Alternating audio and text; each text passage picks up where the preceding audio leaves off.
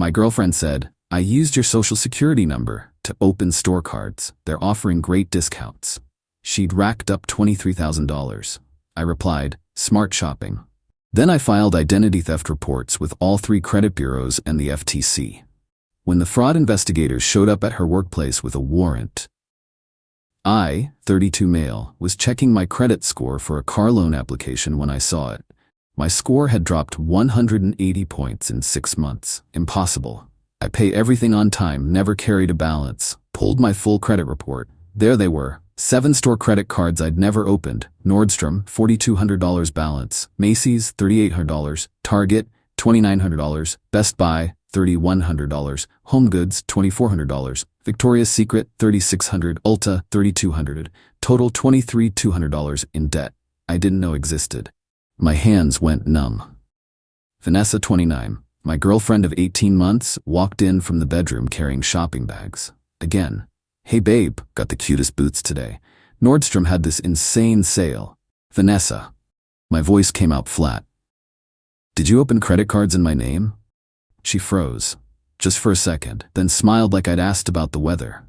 Oh yeah, I was going to tell you about that. See, they were offering these crazy discounts for new cardholders, like 40% off your first purchase. And you have such good credit, so I figured, you used my social security number. Well yeah, but it's not a big deal. I'm paying them, see? She waved her hand dismissively. I make the minimum payments every month from my account. I stared at her. There's $23,000 in debt here, Vanessa, but I saved so much money with the discounts. That's how stores trap you with regular prices. This way we're actually coming out ahead. We? Yeah. I mean, I bought stuff for both of us. That TV in the living room? Best Buy card. Those sheets you love? HomeGoods. You're benefiting too.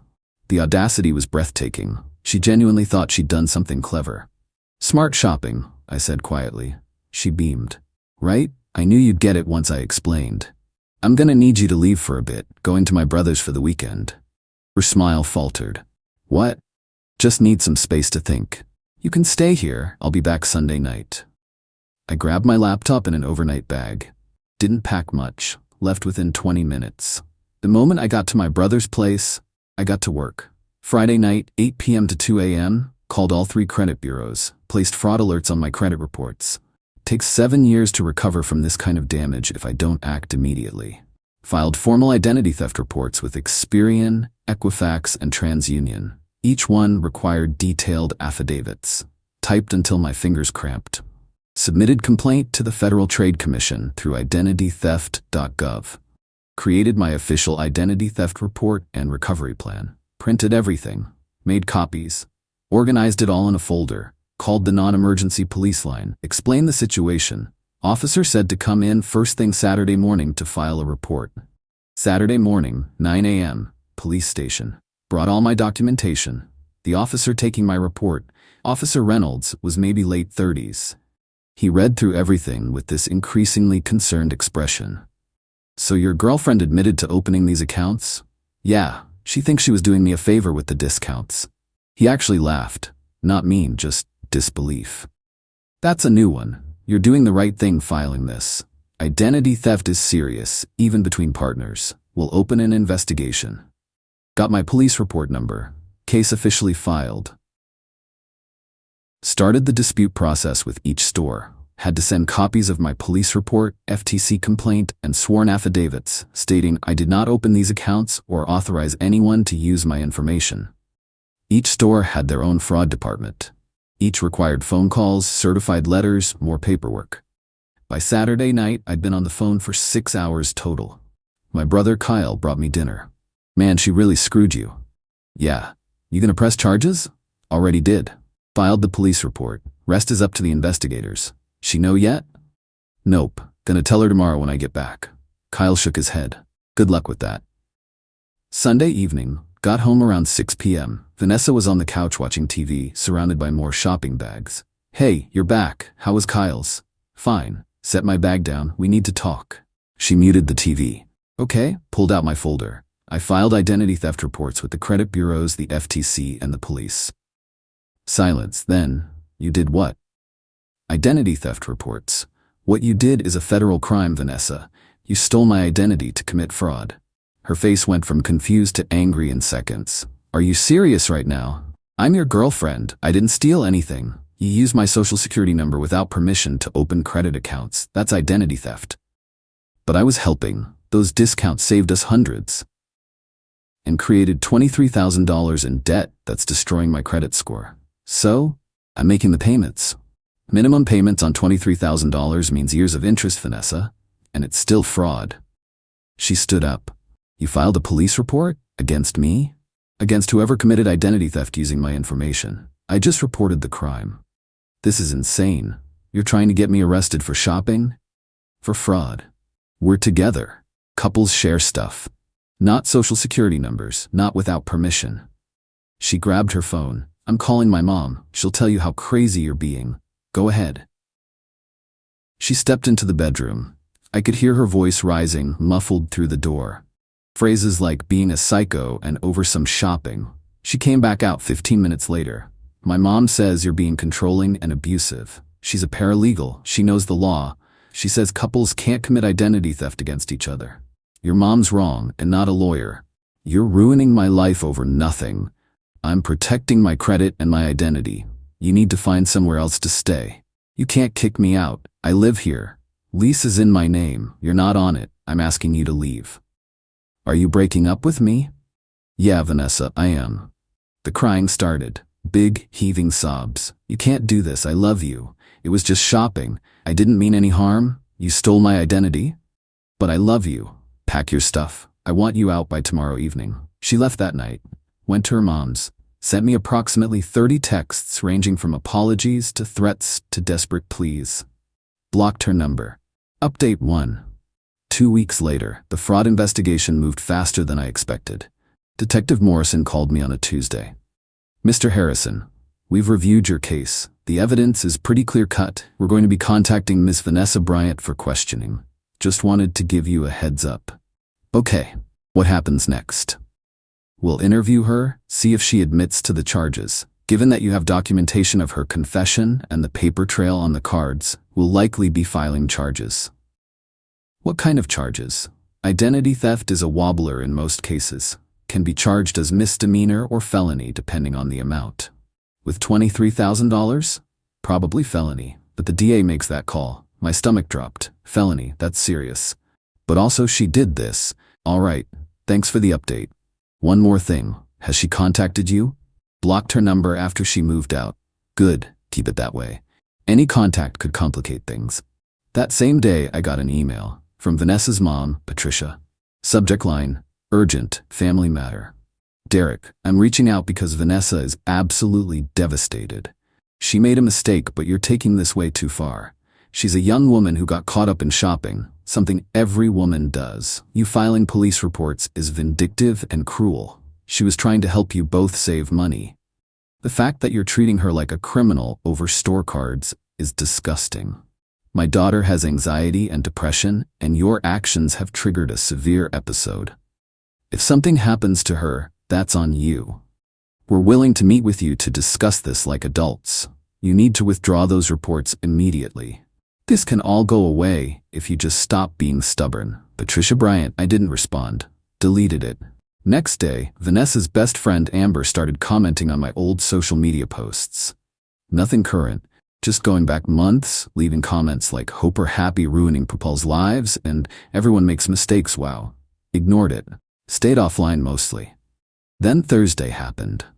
I was at work. I'm a systems analyst for a logistics company when I got a call from an unknown number.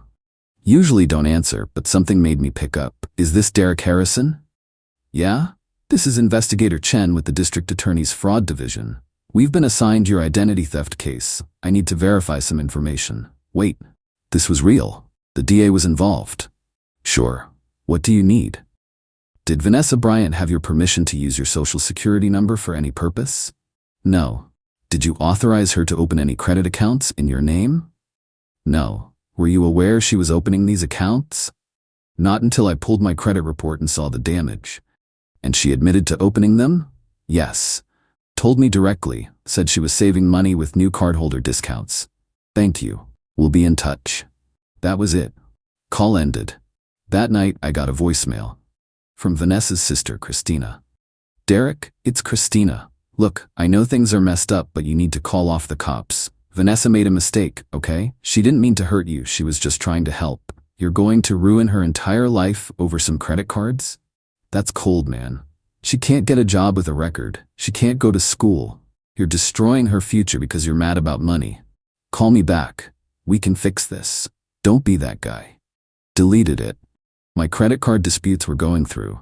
Most stores were cooperating once they saw the police report. But the damage was already done. My credit score was still tanked. Car loan got denied. Got another email Friday from Patricia again. Derek, since you're ignoring my attempts to be civil, let me be clear.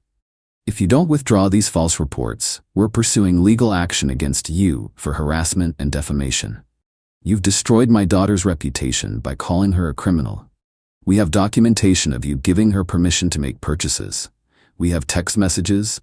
We have witnesses who will testify you were aware of her spending. This is your last chance. Drop it or face the consequences. She was bluffing. I'd never given permission, never texted her about any of this, but the threat was clear. They were going to fight. I forwarded the email to Detective Morrison. He called back within an hour. Mr. Harrison, do not respond to any of these messages. They're trying to intimidate you into dropping the case. Won't work. We don't need your cooperation to proceed at this point. We have enough evidence. They're saying they have texts and witnesses. If they did, they would have presented them by now. It's a bluff. Stay the course. When are you questioning her? Monday. We're going to her workplace with a warrant. Her workplace? Yeah. Apparel store in the mall. Don't worry, we'll be discreet. Discreet. Right. Update 2 Monday was wild. I was at my desk around 2 p.m. when Christina called. I'd blocked Vanessa and Patricia, but not her. You asshole, she was screaming. Police just showed up at Vanessa's job in front of everyone. She's humiliated. I hung up, blocked her number 2. 20 minutes later, Detective Morrison called. Just wanted to update you. We questioned Miss Bryant. She admitted to everything on record. Confirmed she used your SSN. Confirmed she opened all 7 accounts. Confirmed she didn't have permission. She just confessed? She doesn't think she did anything wrong. Kept saying it was just shopping and couples share everything. We explained that's not how the law works. She's being charged with 7 counts of identity theft and 7 counts of fraudulent use of credit. What happens now? She'll be arraigned. Given the amount and circumstances, DA is charging these as felonies. Each count carries up to 3 years. She'll likely get a plea deal, but she's looking at probation, restitution, and a felony record at minimum. My stomach felt weird, like I should feel guilty but couldn't. She did this, not me. Thanks for letting me know. That evening the texts started coming from unknown numbers. Hope her happy, she's crying herself to sleep. You destroyed her life, congrats. She loved you, and this is how we treat her? Everyone knows what you did, you'll never find anyone. Her friends, all attacking me. I turned my phone off. Next morning, Patricia called my work. My manager, Steve, came to my desk looking annoyed. Some woman named Patricia keeps calling, says it's urgent about a family emergency. Want me to put her through? No, if she calls again, tell her I'm unavailable and to stop calling. Everything okay? I gave him the brief version. Ex-girlfriend committed identity theft, facing charges, her family is harassing me. Steve's eyes went wide. Jesus, yeah, I'll handle it. Let me know if it escalates. It escalated. Wednesday, I got served at my apartment. Civil lawsuit. Vanessa and Patricia were suing me for $50,000 for emotional distress and defamation, $15,000 for malicious prosecution, attorney fees. The filing claimed I falsely accused Vanessa of crimes, that I had given her permission to use my information, and that I was engaged in a vindictive campaign to ruin her life after our relationship ended. I immediately called a lawyer, found one through the Bar Association who specialized in civil defense. Her name was Miss Reeves, late 40s, sharp as hell. This is frivolous, she said after reading the complaint. She confessed to police. She's been charged. They have no case. So what do I do? File a motion to dismiss. We'll argue that she admitted guilt, so there's no defamation. We'll probably countersue for legal fees. Don't worry about this. They're saying I gave permission. Can they prove it? No. Because I didn't. Then they have nothing. Relax, I've got this. But I couldn't relax, because Friday things got worse. Vanessa showed up at my apartment. I have a Ring doorbell, saw her before she knocked. She looked terrible, hair messy, no makeup, baggy clothes. Derek, please, I need to talk to you. Her voice through the speaker. I didn't respond. I know you're there, please, just 5 minutes. Silence. They're saying I could go to prison, Derek. Prison. Over shopping, is that what you want? Me in prison? Still didn't respond. I'll pay it back. I'll pay back every penny. I'll get a second job. I'll sell everything. Just please drop the charges. Can't drop charges. It's up to the DA now. She must have heard me through the door. Then talk to them. Tell them it was a misunderstanding. Tell them we worked it out. We didn't work it out. You committed a crime. It wasn't a crime. It was a mistake. Leave, Vanessa. No, you owe me this. After everything I did for you, I cleaned your apartment, I cooked for you, I made your life better, and this is how you repay me.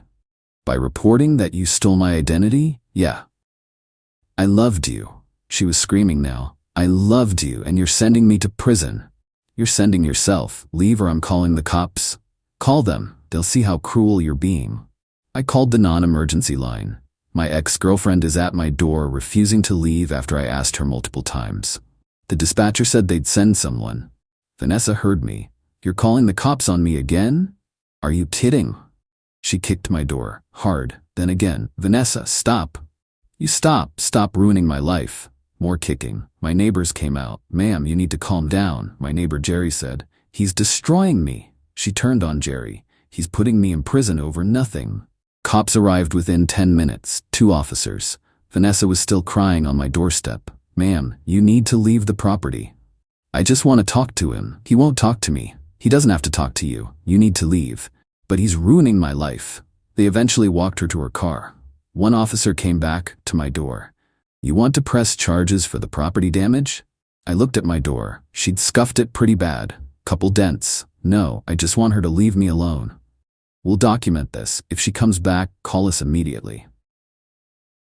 Update 3. Final resolution. The trial, plea hearing was 3 months later.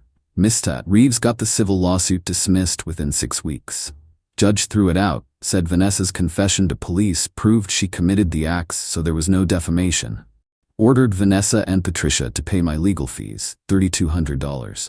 They haven't paid it, probably never will. But the lawsuit is gone. The criminal case moved slower.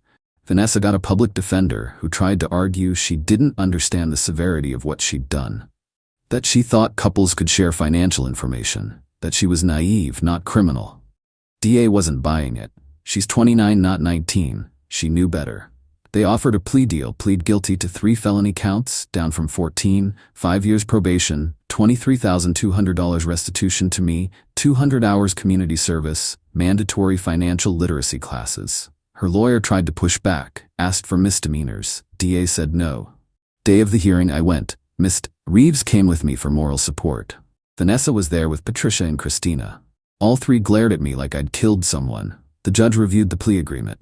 Miss Bryant, do you understand that by pleading guilty you're admitting to committing these crimes? Yes. Vanessa's voice was barely audible. And you understand that this will result in a felony conviction on your record? Yes. Do you wish to accept this plea agreement? Pause. Long pause. Then, yes. Very well. The court accepts your guilty plea. Sentencing came 2 weeks later. Judge gave her exactly what the plea deal outlined. 5 years probation, restitution, community service, classes. Ms. Bryant, the judge said, identity theft is a serious crime. It doesn't matter that you were in a relationship with the victim. You stole his identity and destroyed his credit. That you don't seem to grasp the severity of your actions concerns me. Hopefully these conditions will help you understand. Vanessa cried through the whole thing. Outside the courthouse, Patricia came at me. I hope you're proud of yourself. She can't get a job now. Can't go to school. You've destroyed her. She destroyed herself. She made one mistake. 7 counts. All felonies. Not my choice, hers. Christina jumped in. You're a monster. She loved you. Then she shouldn't have committed fraud against me. They kept yelling, but I walked away. Nothing more to say. 3 months after sentencing, I'm still dealing with the aftermath. My credit score has improved, but only to 630. Still terrible. The accounts are being removed slowly. Bureaus are slow as hell with fraud cases. I got approved for a secured credit card to start rebuilding. Had to put down $1,000 as collateral. Starting from scratch. The restitution? Vanessa's paid $300 total. She's supposed to pay $250 monthly. She's already behind. I can report her to probation, but honestly, I doubt I'll ever see that money. That's just reality. Her social media went dark after the conviction. Don't know what she's doing now. Don't care. Patricia sent one final email 2 months after sentencing. Derek, I hope you can live with yourself. My daughter can't find work because of the background checks. She's depressed, she can barely function, all because you couldn't forgive one mistake. You didn't just ruin her life, you ruined ours too. We're supporting her financially because of what you did. I hope when you're old and alone, you remember this. Remember that you destroyed a young woman's life over money. Patricia. I deleted it. Didn't respond. Some people, mutual acquaintances, have sided with Vanessa. Said I took it too far. That couples work things out that I should have just made her pay it back privately. But here's the thing. She didn't ask. Didn't tell me. Didn't think what she was doing was wrong even after I explained it. And when caught, she doubled down. Called me controlling. Got her family to attack me. She never apologized. Never showed real remorse. Just kept saying it wasn't a big deal, and I was overreacting. Even in court, even pleading guilty, she didn't seem to understand that stealing someone's identity, even your boyfriend's, is a crime. The tears were about getting caught, not about what she did. My credit is wrecked. I'm rebuilding from zero. Car loan denied, so I'm driving my old car that barely runs. Can't get approved for an apartment with my score, so I'm stuck in my current place even though I wanted to move. That's my consequence for being the victim. Her consequence? Felony record, probation, restitution. She probably won't pay. Is that justice? I don't know. Some days it feels like it. Other days it feels like we both lost. But I didn't have a choice. You can't just let someone destroy your credit and think saying I love you makes it okay.